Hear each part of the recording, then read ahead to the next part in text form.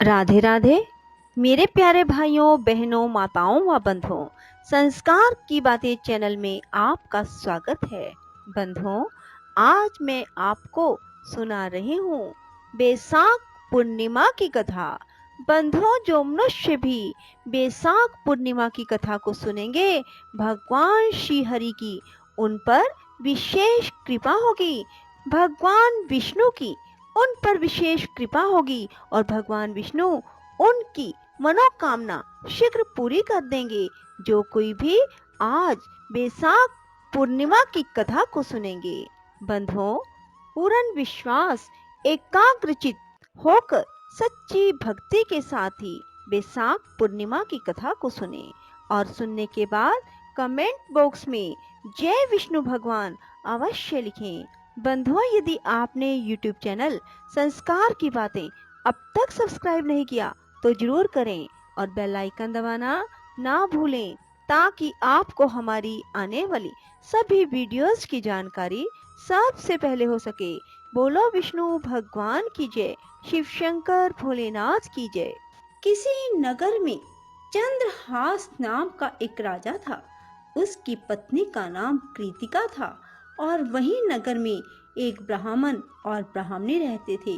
उनके यहाँ धन धान्य की कोई कमी नहीं थी, पर उनके कोई संतान नहीं थी। इस वजह से वे बहुत दुखी थे। एक समय एक तपस्वी उस नगरी में आया। वह तपस्वी उस ब्राह्मण के घर को छोड़कर सभी घरों से लेकर भोजन करता, पर वह रूपवती से भिक्षा नहीं लेता था।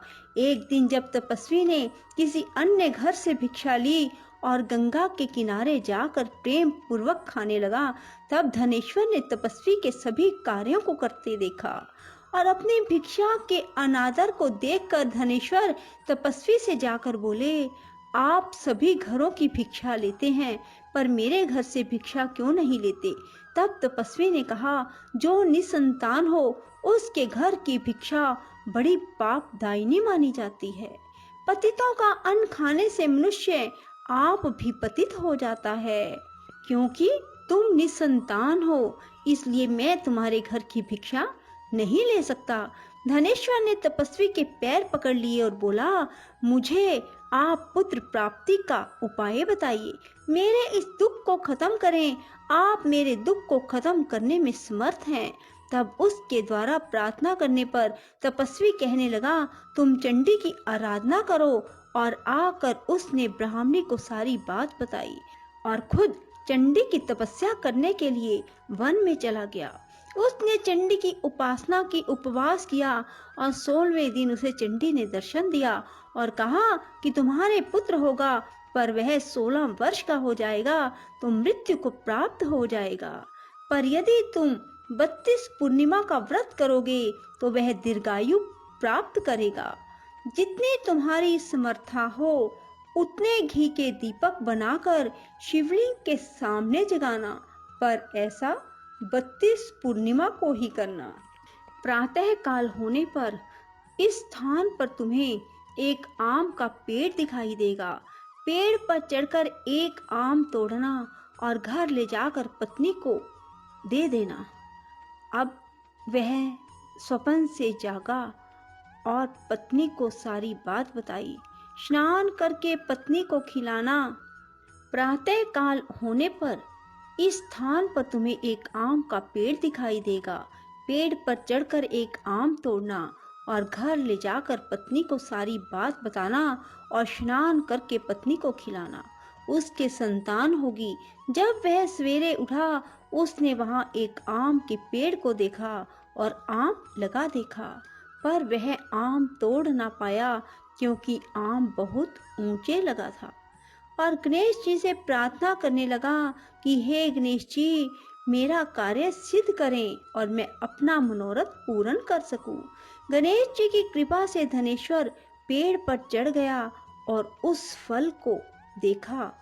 उसे महसूस हुआ कि ये तो वही वरदान वाला फल है और उसने तोड़ा और पेड़ से नीचे उतर आया और फिर घर जाकर उसने अपनी पत्नी को दिया। 9वें महीने उसके पुत्र पैदा हुआ और पुत्र बहुत ही सुंदर और सुशील था।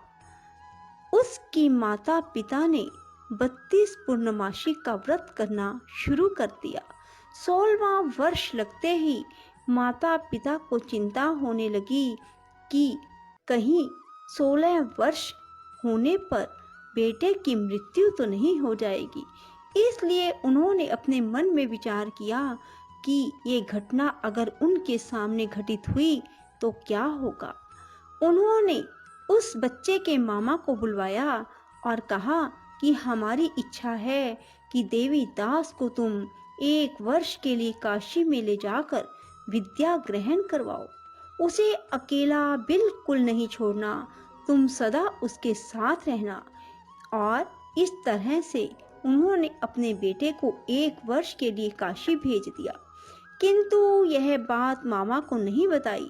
धनेश्वर ने अपने पुत्र की मंगल कामना के लिए भगवती की आराधना शुरू कर दी और फिर 32 पूर्णिमा का व्रत पूरा कर लिया। कुछ दिनों के बाद मामा भांजा किसी गांव में ठहरे हुए थे। जिस धर्मशाला में वे ठहरे हुए थे वहां एक बारात ठहरी हुई थी। लगन के समय वर को कोई रोग हो गया।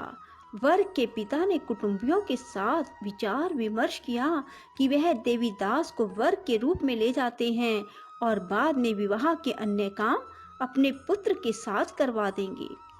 वर का पिता देवीदास के पास गया और बोला, तुम थोड़ी देर के लिए अपने भांजे को हमें दे दो ताकि लगन का काम सुचारू रूप से हो सके।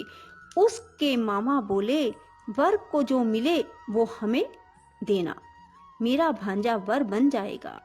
और वे मान गए और देवीदास को वर बनने के लिए भेज दिया।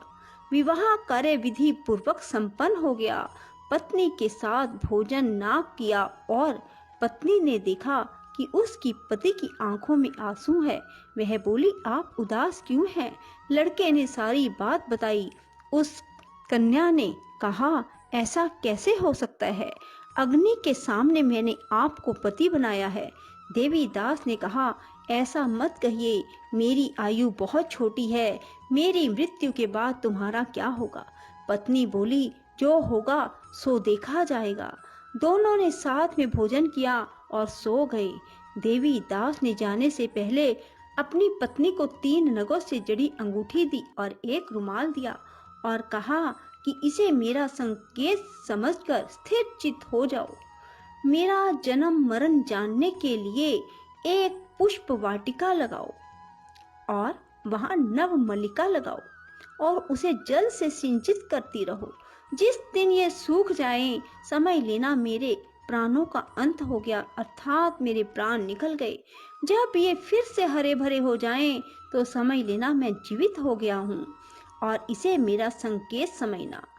प्रातः काल होते ही विवाह कार्य संपन्न हुए तो कन्या ने अपने पिता से कहा, यह मेरा पति नहीं है, मेरा पति वही है जिसका रात्रि में मेरे साथ विवाह हुआ था।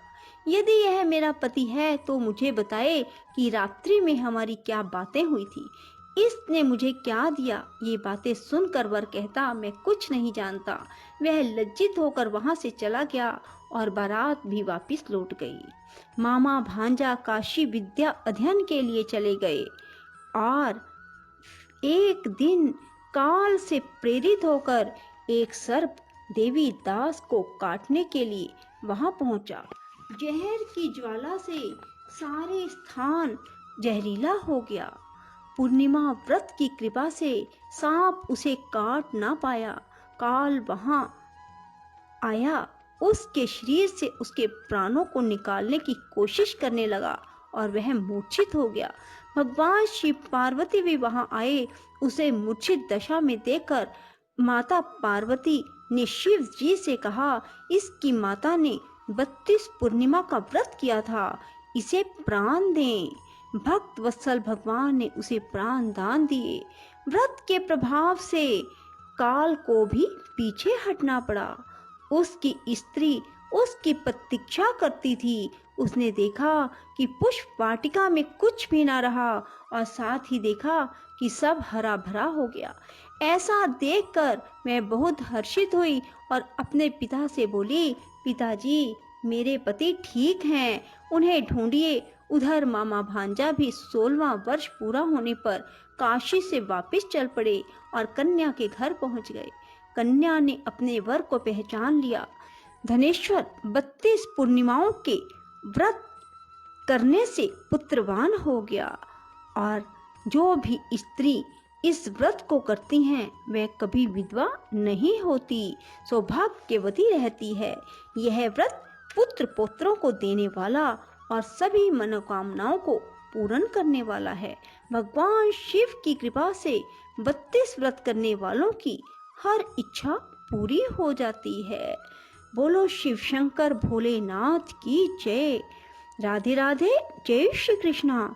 बंधुओं, यदि आपको हमारी वीडियो पसंद आए तो इसे लाइक करें और शेयर भी जरूर करें। धन्यवाद।